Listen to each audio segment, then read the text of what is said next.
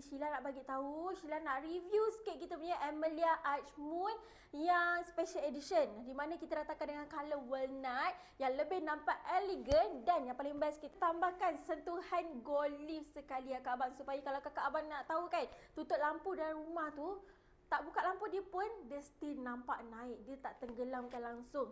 Lagi-lagi dia nampak juga tekstur moon ni Kakak Abang. Tapi ada satu customer saya ni daripada Terengganu. So, item dah siap, tinggal nak hantar saja. Sekejap. So, ini dia Kak Abang. Customer kita, dia tukar kepada warna black. Sebab suka yang nampak premium-premium. Tapi, kita datangkan juga dengan sentuhan gold leaf dekat sini. So kalau Kakak Abang nak custom juga, bagi tahu kita. Okay?